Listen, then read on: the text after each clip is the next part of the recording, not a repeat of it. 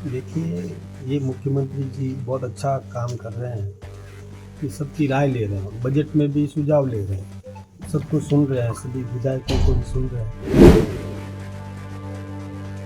मुख्यमंत्री भजनलाल शर्मा सभी संभागों के आधार पर बीजेपी विधायकों की बैठक ले रहे हैं। तैयारी है आगामी बजट कैसा हो और वर्ष 2025 में विधायक डबल इंजन की सरकार के साथ कैसे काम करें। शुरुआत कोटा संभाग की बैठक के साथ हुई है।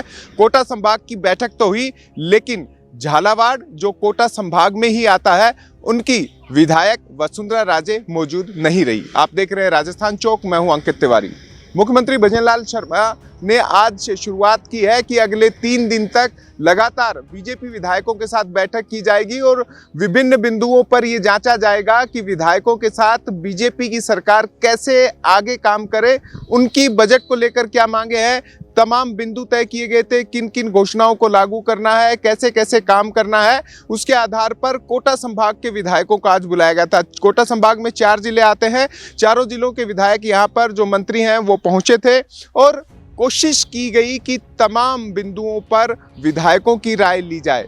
मुख्यमंत्री कार्यालय की ओर से कुछ बिंदु भी जारी किए गए थे। उन बिंदुओं के आधार पर अगर हम बात करें तो 3 दिन जो संभागवार बैठकों का दौर चलना था, उनमें पहले दिन कोटा संभाग के विधायकों की मीटिंग में जनवरी महीने में होने वाले रोजगार उत्सवों, उद्घाटनों, मेलों, शिलान्यास कार्यक्रमों के साथ साथ जो विकास कार्यों की पुस्तिका विधायकों की ओर से जारी करनी थी, उस पर मंथन किया जाना है। साथ ही संविधान के 75 वर्ष पूरे होने पर और लोकतंत्र की हत्या के 2025 में 50 वर्ष के रूप में मनाने के कार्यक्रम पर भी विधायकों के साथ चर्चा की जानी थी कि उनकी कितनी सहभागिता उनके आधार पर हो सकती है।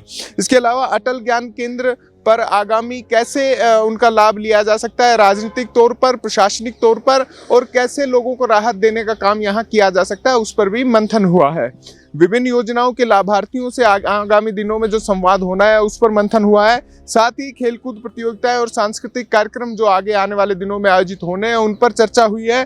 टीबी मुक्त अभियान को लेकर भी विस्तृत जानकारी विधायकों के साथ साझा की गई है।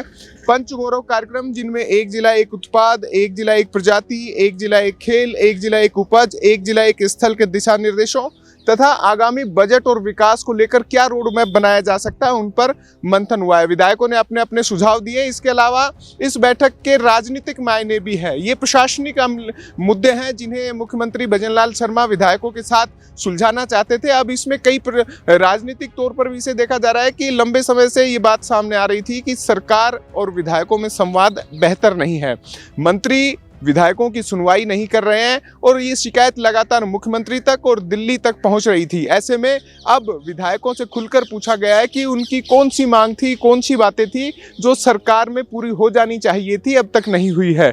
बीच में चर्चा ये भी आई कि हाल ही के दिनों में जो पूरा घटनाक्रम जयपुर दिल्ली के दौरों का रहा, लगातार चाहे मुख्यमंत्री का मिलना रहा अमित शाह से या पूर्व मुख्यमंत्री वसुंधरा राजे का प्रधानमंत्री नरेंद्र मोदी से राजनीतिक सरगर्मियां रही। अभी संगठन ने भी अपनी कुछ मांगे रखी थी बड़ी संख्या में और एक रिपोर्ट भी संभवतः आरएसएस की ओर से भी दिल्ली भेजी गई थी, जिनके आधार पर सरकार अब कोशिश कर रही है कि विभिन्न मुद्दों पर बातचीत की जाए, एक माहौल पैदा किया जाए और बीजेपी के जो सत्ता और संगठन से जुड़े हुए लोग हैं उनके काम प्रमुखता से हो, संवादहीनता की स्थिति ना हो। इसको लेकर भी ये बैठक है। अब शेष संभागों की बैठक 29 और 30 दिसंबर को आयोजित होगी।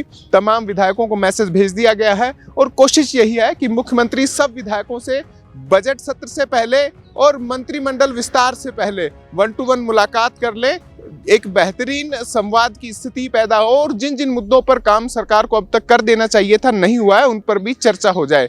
मुख्यमंत्री भजनलाल शर्मा की विधायकों के साथ इस बैठक के इन राजनीतिक मायनों के बाद माना जा रहा है कि कुछ स्थिति 2025 में सहज बनेगी और सरकार तेज गति से काम करेगी। वीडियो जर्नलिस्ट सुरेश शर्मा के साथ अंकित तिवारी, राजस्थान चौक, जयपुर। आज मुख्यमंत्री जी ने अच्छी पहल की है कि विधायकों से संवाद शुरू किया है। हर क्षेत्र में काम हो, विधायक पार्टी का भी एक तरह से प्रतिनिधि होता है और सरकार का भी प्रतिनिधि है।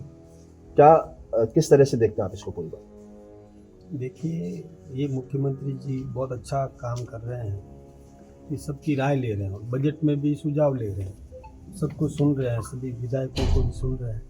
अच्छी बात है, विधायक अपनी क्षेत्र की बात भी रखेगा ताकि बजट में जोड़ा जा सके ये अच्छा प्रयास है। हमारी सभी क्षेत्रों में हमारी पार्टी इसी प्रकार से सबकी सहमति से, मतलब एक अकेला निर्णय नहीं करता, सामूहिक निर्णय इसी को कहते हैं। एक बात बताऊं, संगठन में एक निर्धारित प्रक्रिया है और उस प्रक्रिया के तहत ही हमको वहाँ जाके हिसाब किताब देना है।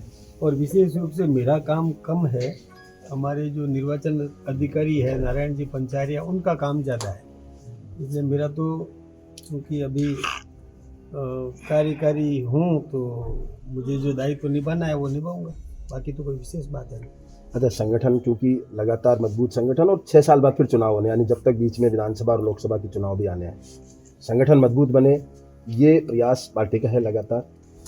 सही कह रहे हैं, बिल्कुल संगठन मजबूत बने, ये सभी लोग मिलकर के कर रहे हैं। अभी मंडल अध्यक्ष का चुनाव करवा रहे हैं, उसके बाद जिला अध्यक्ष का भी होगा, अभी प्रदेश अध्यक्ष का भी होगा, अभी राष्ट्रीय अध्यक्ष का भी होगा। ये मैं सोचता हूँ कि फरवरी लास्ट तक राष्ट्रीय अध्यक्ष का भी चुनाव